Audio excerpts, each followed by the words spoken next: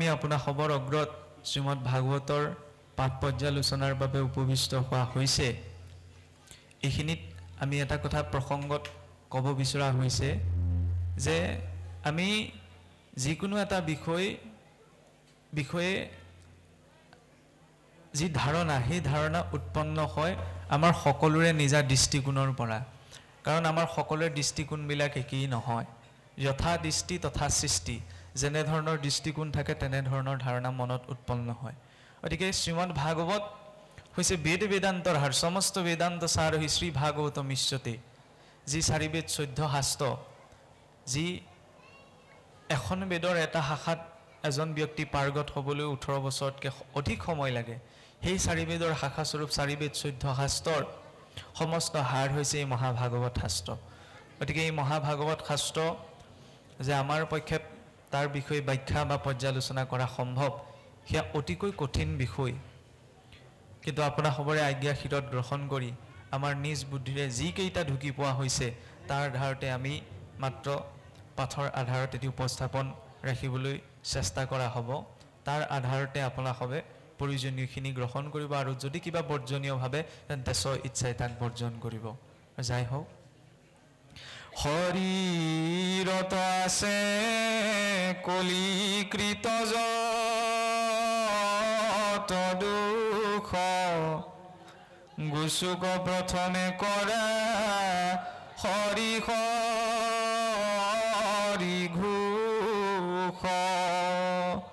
যে আমাৰ যিকোনো মাংগলিক কৰ্ম কৰাৰ আগমুহূৰ্ততে ভক্ত বৈষ্ণৱসকলে বহি ভগৱন্তৰ নামেৰে জয়ধ্বনি দিয়ে। সেই জয়ধ্বনি কেৱল এটা আনুষ্ঠানিকতা ৰক্ষা কৰিয়ে নামতিজনে বা ভকতসকলে ঔ হৰি ঔ ৰাম ক'লে এনে নহয়।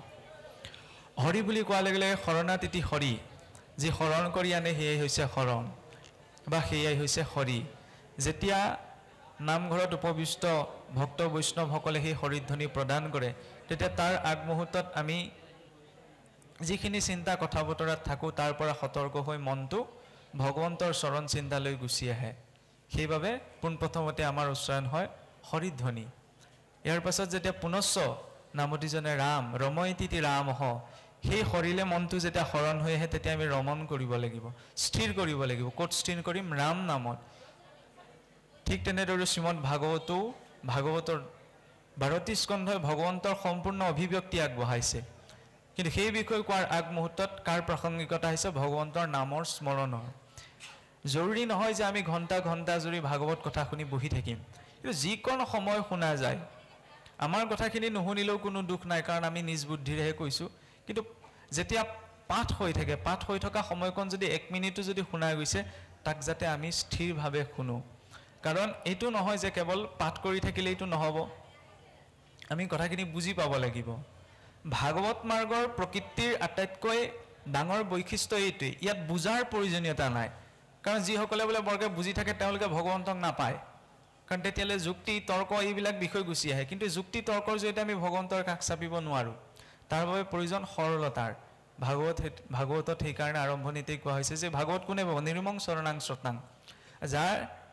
যিজন ব্যক্তিৰ হৃদয়ত নিৰ্মলতা আছে, যিজন নিৰ্মল ভাৱত, বিনয় ভাৱত ভগৱন্ত ভাগৱত ভকতৰ সংগলৈ আহিব। কাৰণ চাওকচোন, সংসাৰত 3টা নিৰপেক্ষ বস্তু আছে, বাকী সকলোৱে পক্ষপাতিত্ব কৰে, আনকি দেৱী দেৱতাসকলেও নিজ নিজ ভক্তসকলৰ। কিন্তু নিৰপেক্ষ তত্ত্ব হৈছে ভকত, ভাগৱত আৰু ভগৱন্ত। এই 3টা বস্তুৱে বা এই 3টি তত্ত্বই কেতিয়াও কাৰো পক্ষপাতিত্ব নকৰে। যিদৰে ৰাৱণ মহা অহংকাৰী আছিল, মহা অত্যাচাৰী বা মহাপাপী আছিল, কিন্তু তেওঁ বোলে ৰামক এবাৰ স্মৰণ কৰি নিজৰ নামটো শিলত লিখি সাগৰত নিক্ষেপ কৰাৰ কাৰণে সেই সাগৰত সেই ৰাৱণ বুলি লিখি থোৱা শিলটো উপঙি উঠিছিল। কিয়? তেতিয়া মন্দোদৰীয়ে সোধোতে কৈছিল যে মই শিলটো পেলাওঁতে ৰামকেই স্মৰণ কৰি লৈছিলোঁ, মই আজি ৰামৰ শক্তিৰ উমান পাই গ'লোঁ। তাৰ পৰা কি ক'বলৈ বিচৰা হৈছে? মহাপাপী অধম ব্যক্তিজনেও যদি শুদ্ধ বিশ্বাসেৰে ভগৱন্তৰ নামৰ আশ্ৰয় গ্ৰহণ কৰে, তেতিয়া তেওঁ পথটো তৰি যোৱাৰ সুগম হয়। আৰু এনেই ৰাম ৰাম কৃষ্ণ কৃষ্ণতো কি আছে চাওকচোন। মানুহৰ নামটো লৈ থাকিলে মানুহৰ আমনি লাগে, কিন্তু আমি প্ৰসংগ কৰোঁতে একে ঘোষা একে কীৰ্তনকে পাঠ কৰি আছোঁ, ভাগৱতো একেভাগেই পাঠ কৰি আছোঁ। কোনেও ক'ব নোৱাৰে যে কৃষ্ণ কৃষ্ণ কৈ ৰাম ৰাম কৈ আৰু আমনি লাগিছে, আমাক নতুন নাম এটা দিয়ক ক'বলৈ। তাৰ বিপৰীতে নামখাৰ প্ৰসংগ কৰি থাকোঁতে যদি আমি ভাৱপূৰ্ণভাৱে নামখাৰ কীৰ্তন কৰোঁ তেতিয়া মনতে আনন্দ বৃদ্ধি পাই যায়। কিন্তু অন্য যিকোনো বিষয়ৰ চিন্তা কৰিলে মনত আনন্দ বৃদ্ধি নাপায়। কিয় নাপায়? কাৰণ সকলো হৈছে ভৌতিক সংসাৰৰ। ভৌতিকতাজনিত আনন্দসমূহ প্ৰথমতে শুনোতেই গোটেই সকলো বস্তু পোৱা যেন লাগে, কিন্তু ক্ৰমাৎ তাৰ পৰিমাণ কমি কমি গৈ থাকে। কিন্তু আধ্যাত্মিক বস্তু ভগৱন্তৰ নাম যিমানে আমি ভাৱপূৰ্ণভাৱে লওঁ, যিমানে ভাৱপূৰ্ণভাৱে শ্ৰৱণ কৰোঁ, সিমানে মনত আনন্দ বৃদ্ধি পায়। কাৰণ আমাৰ সকলো জীৱৰে মূল লক্ষ্য হৈছে আনন্দ অনুভৱ কৰাটো। কিয় আনন্দ অনুভৱ কৰিব বিচাৰোঁ? কাৰণ চাওকচোন, আমি কিবা এটা কাম কৰিছোঁ ভৌতিক জগতখনো, মূল উদ্দেশ্য কি? আনন্দটোক অনুভৱ কৰা। আনন্দ কি? ৰসাত সমুদ্ভৱ ইতি আনন্দম। ৰসৰ পৰা যাৰ উৎপত্তি হয় সেয়াই হৈছে আনন্দ। আৰু আনন্দ মানে কি? ৰসপূৰ্ণভাৱেই হৈছে আনন্দৰ স্থিতি। এতিয়া ৰসৰ পূৰ্ণ ৰস, যিদৰে ফল এটা দেখিবলৈ আৰু ধুনীয়া হওক, তাত যদি ৰস নাথাকে আমি খাই ভাল নাপাওঁ। এতিয়া আমাৰ আনন্দ লাগে, আনন্দৰ মূল উৎস হৈছে ৰস। সেই ৰস ক'ৰ পৰা পাম? ৰসো বৈশহ ৰসং সেব্যায় লব্ধানন্দী ভৱতি, তৈত্তৰীয় উপনিষদ ব্ৰহ্মানন্দ বল্লী। যে ৰসৰ উৎপত্তি ক'ত? ভগৱন্তৰ চৰণত, যাক পোৱাৰ পাছত লব্ধানন্দী ভৱতি, জীৱই পৰম আনন্দ অনুভৱ কৰে। সেইবাবে কোৱা হৈছে যে আনন্দ ব্ৰহ্মেতি, তৈত্তৰীয় উপনিষদ ভৃগুবল্লী। আনন্দই হৈছে ব্ৰহ্ম, ব্ৰহ্মই হৈছে ঈশ্বৰ। তেতিয়াহ'লে আমি ভালপোৱা চোলাটো পিন্ধিওচোন আনন্দ লাগে, সেয়াই কি ব্ৰহ্মনি? ভালপোৱা কামটো কৰিছোন আনন্দ লাগে, সেয়াই ব্ৰহ্মনি? নহয়, সেয়া হৈছে ভৌতিক। আধ্যাত্মিকতা জনিত যি আনন্দ সেয়া হৈছে ব্ৰহ্মৰ অংশ। ভৌতিকতা জনিত আনন্দ ব্ৰহ্মৰ অংশভূত আনন্দ হ'ব নোৱাৰে। এইকাৰণেই নোৱাৰে কাৰণ তাৰ পৰিমাণ কমি যায়। কিন্তু আধ্যাত্মিক দিশত যদি আমি চাওঁ যে আপোন নামৰ সংগ নচাৰন্ত হৰি, যেই নাম সেই হৰি জানানিষ্ঠ কৰি। ভগৱন্তৰ গুণ, বৈশিষ্ট্য, ঐশ্বৰ্য, প্ৰেম, কৰোণা এই সকলো শক্তি তেওঁৰ নামত আছে। গতিকে তেওঁৰ নামৰ জৰিয়তে আমি তেওঁৰ ওচৰলৈ যাব পাৰোঁ। কিদৰে? ইয়াত ইমান সকলো লোক বহি আছে, কাকো যদি আমি চিনি নাপাওঁ, কাৰোবাৰ নামটো ধৰি যদি সম্বোধন কৰা হয়, তেতিয়াহ'লে তেওঁ ক'ব যে মোকেই মাতিছে। ঠিক তেনেদৰে ভগৱন্তৰ সঠিক সম্ভাৱিত পোৱাটো আমি তত্ত্বৰে নোৱাৰোঁ, জ্ঞানেৰে নোৱাৰোঁ, কৰ্মৰে নোৱাৰোঁ। কিন্তু ভাৱেৰে যদি তেওঁৰ নাম ধৰি মাতোঁ, ভগৱানৰ আকৌ বোলে কেনেকৈ নাম থাকিব পাৰে? হয়, ভগৱন্তৰ নাম আছে। লীলা আৰু কৰ্মক উদ্দেশ্য লাগি ভগৱন্তৰ সহস্ৰ নাম আছে। সেই সহস্ৰ নামৰ শক্তি ক'ত আছে বোলে? ৰাম ৰামিতি ৰামিতি ৰম ৰাম মনোৰমে সহস্ৰ নাম তৎতুল্যম ৰাম নাম বৰাননে। যে ভগৱন্তৰ সহস্ৰ নাম এজন ব্যক্তিয়ে যদি 3 বাৰ পাঠ কৰে, সেই 3 বাৰ পাঠ কৰাৰ শক্তি এক ৰাম নামত আছে।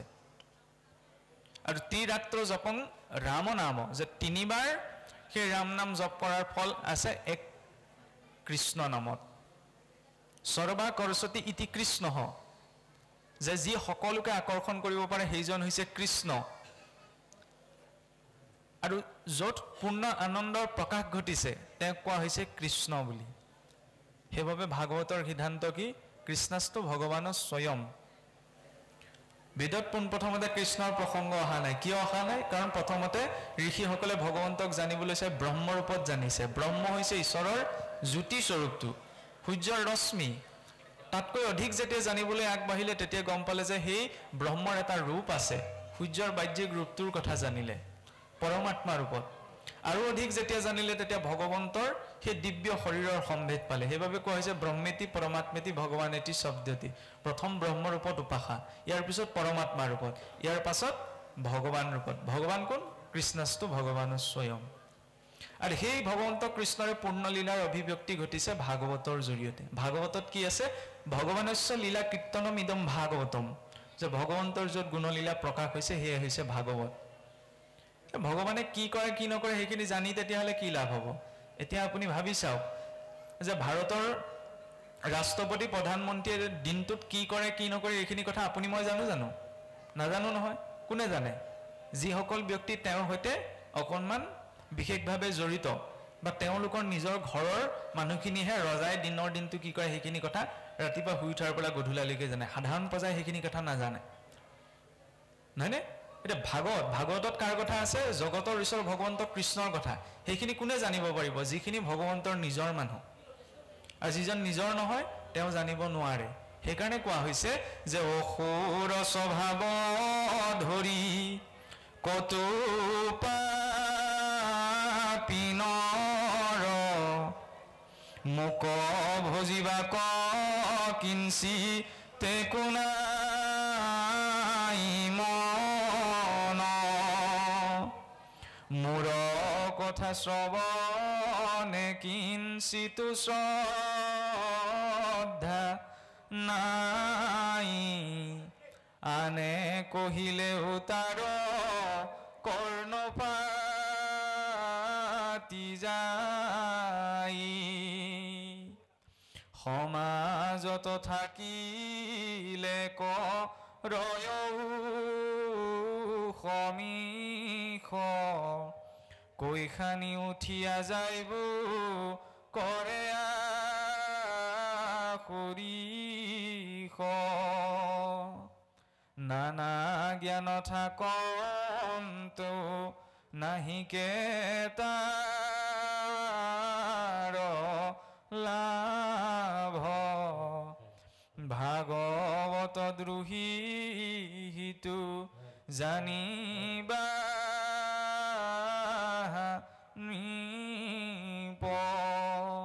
যদি বোলে আমাৰ মনত হৰি কথা শুনিবলৈ ভাৱ নাজাগে তেতিয়া আমাক কি কৈছে অসুৰ স্বভাৱ ধৰি কটু পাপী নৰ মোক ভজিবাক কিঞ্চিত একো নাই যাৰ মনত বোলে আখৰিকত্ব আছে তেওঁহে ভগৱন্তক ভজনা কৰিবলৈ ইচ্ছা নোপজে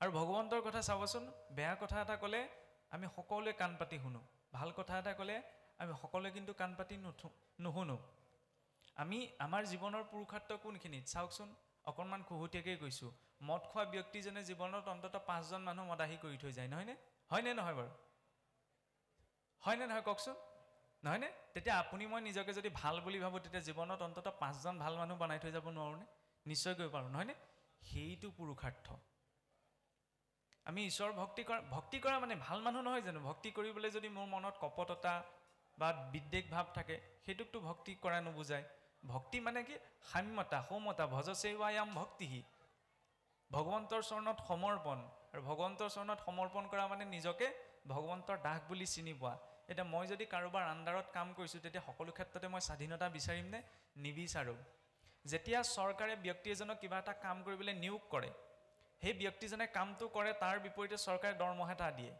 এটা দৰমহাটো বেছিকৈ পালোঁ বুলি যদি ব্যক্তিজনে নিজৰ কামটোত কৰাত হেমাহি কৰে তেতিয়া চৰকাৰৰ ফালৰ পৰা তেওঁ দণ্ডমানুহ হ'বলগীয়া পৰিস্থিতি হ'ব পাৰে নহয়নে কাৰণ তেওঁ কামটো সঠিক ৰূপত কৰা নাই এতিয়া ঈশ্বৰেও আপোনাক মোক দৰমহা দিছে টকাৰ ৰূপত নিদিব পাৰে কিন্তু শৰীৰটোৰ ৰূপত জীৱনৰ প্ৰতিটো সময়ৰ ৰূপত এতিয়া এইখিনি সময় কেৱল যদি ভোগৰ নিমিত্তেই বোলে ইমানখিনি কথা কোনে ভাবি থাকে খাব লাগে জীয়াই থাকিব লাগে আৰু এনেদৰে কেৱল ভোগৰ নিমিত্তেই যদি সময়খিনি পাৰ কৰাওঁ তেতিয়াহ'লে আমাৰ ঈশ্বৰে যিখিনি মূল্যৱান সময় দিছে সেইখিনি অপচয় হ'ব তেতিয়া ঈশ্বৰে নিশ্চয়কৈ আমাক দণ্ডমান কৰিব আমি কোৱা নাই যে ঈশ্বৰে আমাক ধৰি বোলে 84 নৰকলৈ নি বহুত কষ্ট দিয়াব কিন্তু ঈশ্বৰে আমাক এই জীৱনটো দিছে কিয় কাৰণ চাওকচোন আমি বোলে 84 লক্ষ জুনি অতিক্ৰম কৰি আহি মানুহ হৈছোহি স্থাবৰং বিংশতে লক্ষম জলজম নৱলক্ষকম কুৰুমাঞ্চ নৱলক্ষণ চ দশলক্ষণ চ পক্ষিণঃ ত্ৰিংশ লক্ষণ চ বকুৰ্ণঞ্চ চতুৰ্লক্ষণ চ বানৰা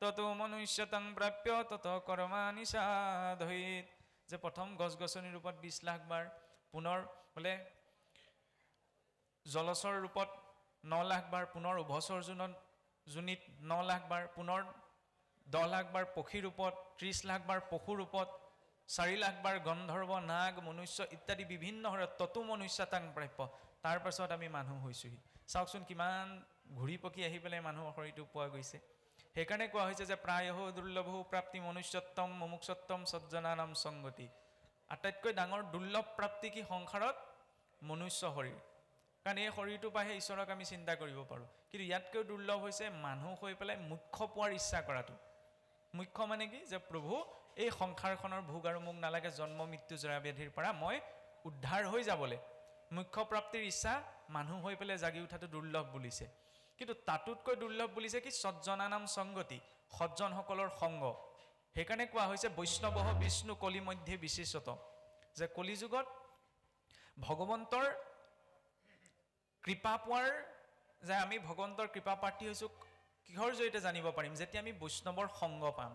বৈষ্ণৱৰ সংগ পোৱা মানে এনেকুৱা নহয় যে আমুকৰ পৰা এজন মাতিলোঁ, তামুকৰ পৰা এজন মাতিলোঁ, সেৱা ভাগ কৰিলোঁ আৰু তাৰপৰা হৰি ওৰাম কৰি গুচি গ'লোঁ। সেইটো নহয়। গৃহস্থী ঘৰখনৰ যেতিয়া সেৱা ভাগ আয়োজন কৰা হয়, কি হয় চাবচোন, ভকতসকলে নাম গাব, পাঠ পঢ়িব, গৃহস্থীজন তাত এজনো নাথাকে। সেৱা কৰা বোলে হেৰি সেৱা কৰিব হ'ল, আহি পেলাই সেৱা ভাগ কৰে আৰু গুচি যায়। পদে কি কৰি গৈছে যে ভগৱন্তৰে কৃপা সেইজনকহে কৰিব, ভাগৱতৰ কৃপা সেইজনেহে প্ৰাৰ্থী হ'ব, যিজনে কি কৰে শ্ৰৱণ আৰু কীৰ্তন কৰিব লাগিব। কিন্তু অতিথি শুশ্ৰূষাৰ নামত যদি সেৱকীসকলেই আঁতৰত থাকে, তেতিয়াহ'লে তাৰ ফলটো পাবনে? আশীৰ্বাদ কেৱল ভকতজনে কৈ দিলেই সেই আশীৰ্বাদ সিদ্ধ নহয়। চাবচোন, আমাৰ ভকতসকলে আশীৰ্বাদ দিওঁতে কি বুলি যে ভগৱন্তৰ চৰণত দৃঢ় ভক্তি হওক, শ্ৰৱণ কীৰ্তনৰ সম্পূৰ্ণ ফলভাগী কৰি, যে যি শুনিলে আৰু যি গালে তাৰ ফলভাগী কৰি ঈশ্বৰে কৃপা কৰক। কিন্তু যদি মই শুনাই নাই, মই যদি কীৰ্তন কৰাই নাই, তেতিয়াহ'লে সেই আশীৰ্বাদৰ ফলটো মই পাব পাৰিমনে? বা সেই আশীৰ্বাদৰ জৰিয়তে ঈশ্বৰৰ কৃপা পাব পাৰিমনে? সেইকাৰণে এইটো সত্যস্থ। সজ্জনৰ সংগক এইকাৰণে দুৰ্লভ বুলি কোৱা হৈছে, কাৰণ কোনোবাই মানুহৰ জন্ম লাভ কৰিছে, কোনো ডাঙৰ কথা নহয়। 84 লক্ষ যোনি লাভ পাৰ কৰাৰ পিছত বহুতে মানুহ হৈছে। তাৰ পাছতো 50% লোক এনেকুৱা যি মানে জীৱনটোৰ জৰিয়তে জীৱনটো ভোগ কৰাৰ পাছত যেতিয়া তাৰ প্ৰকৃত বাস্তৱিকতা বুজিছে, তাৰপিছত মুখ্য পোৱাৰ বাবে লাগি আছে, যে প্ৰভু মোক মুখ্য লাগে। কিন্তু তাৰ ভিতৰতো খুব কম সংখ্যক আছে যি সন্তৰ সংগ আশা কৰে, কাৰণ সন্তৰ সংগ ইমান মহিমা আছে যে পৰম পতিতজনকো পাৰ কৰাই লৈ যাব পাৰি। কাৰণ কলিত সাক্ষাতে বৈষ্ণৱকে বিষ্ণু বুলি কোৱা হৈছে। ভগৱন্ত বোলে কলিত প্ৰত্যক্ষ ৰূপত আমাৰ সন্মুখলৈ নাহে। কিয় নাহে?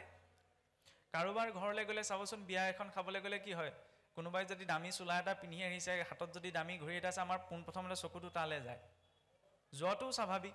ভগৱন্তই বোলে 32 প্ৰকাৰ অলংকাৰ পিন্ধে, তেনেবাকৈ যদি সেই দিব্য ৰূপটোলৈ আমাৰ সন্মুখলৈ আহিবলৈ হয়, প্ৰথমতে তেওঁৰ দৃষ্টি থাকিব, লাহেকৈ তাৰপিছত তেওঁ সা সম্পত্তিলৈ যাব।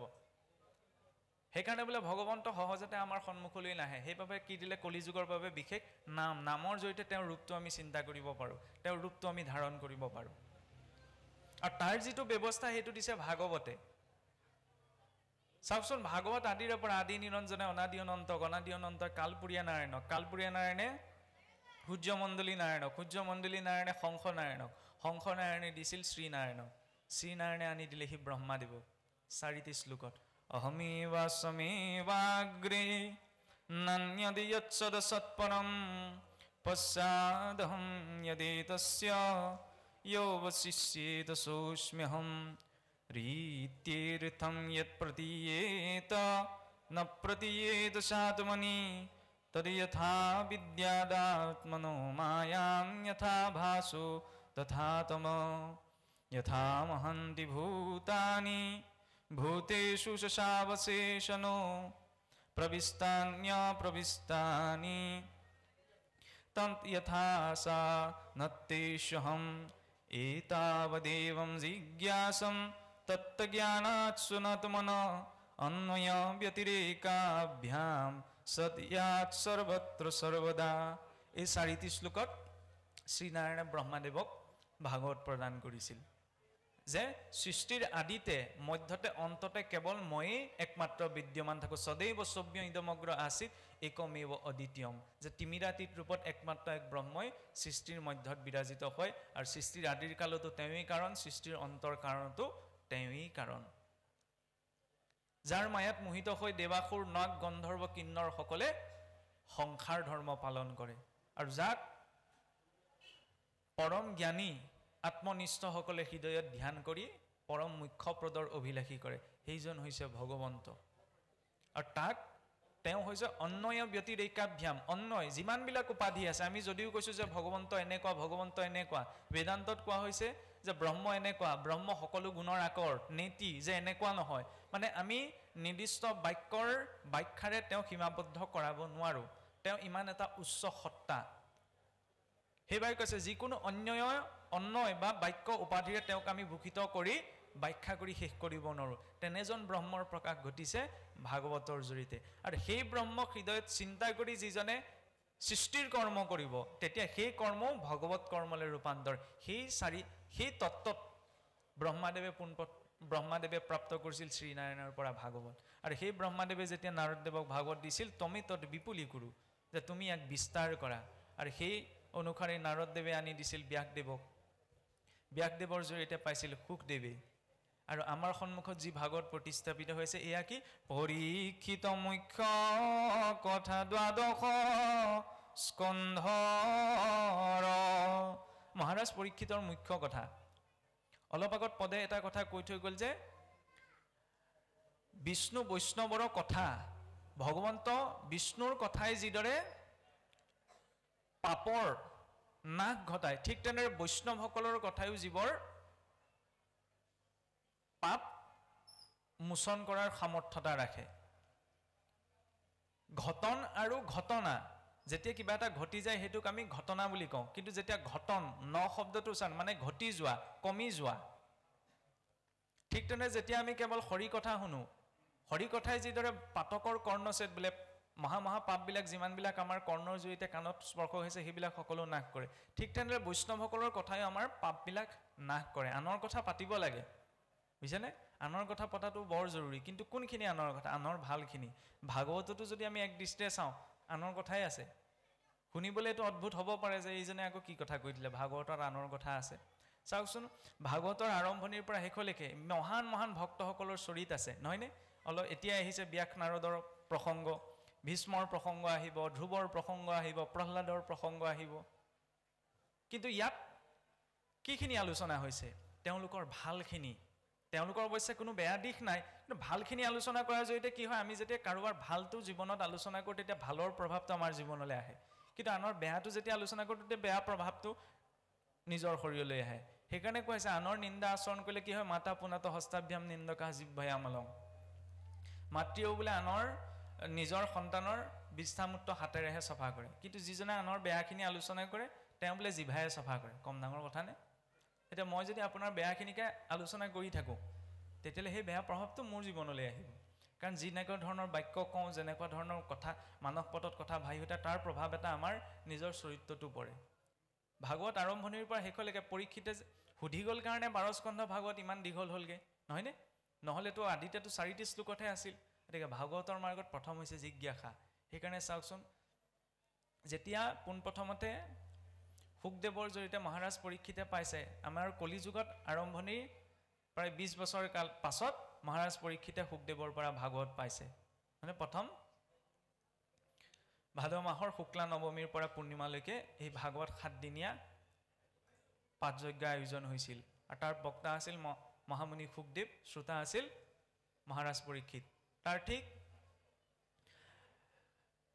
200 বছৰ পাছত গোকৰ্ণই তেওঁৰ ভাতৃ ধুন্ধুকাৰীৰ প্ৰেতত্ব মুক্তিৰ বাবে আহাৰ মাহৰ শুক্লা নৱমীৰ পৰা পূৰ্ণিমালৈকে এই 7 দিনীয়া ভাগৱত পাঠৰ আৰম্ভ কৰিছিল আৰু তৃতীয়টি ঘটনা হৈছে কলিযুগ আৰম্ভণিৰ প্ৰায় 300 বছৰ পাছত নাৰদদেৱে ভক্তি মাতৃ সহিত জ্ঞান বৈৰাগ্য সহিত সনকাদি সিদ্ধসকলৰ পৰা গংগাৰ তীৰত ভাগৱত শুনিছিল আহাৰ মাহৰ শুক্লা নৱমীৰ পৰা পূৰ্ণিমালৈকে তেতিয়াৰ পৰা এই ভাগৱত পাঠযজ্ঞ বা ভাগৱত পাঠৰ পৰম্পৰাটি চলিল কিয় চলিল কাৰণ তেনৈং বাংময়ী মূৰ্তিম সদা বৰ্ততে হৰি পথনাৎ শ্ৰৱণাৎ দৰ্শনাৎ স্পৰ্শনাৎ পাপনাশিনী যৎফলং নাস্তি তপসা ন যোগেন সমাধিনা অনায়াসেন তৎসৰ্বং প্ৰাপ্তি সপ্তাহ শ্ৰৱণে লভেৎ যে কোটি কোটি জনমত আচৰণ কৰা পাপ পুণ্যৰ ফল এজন ব্যক্তিয়ে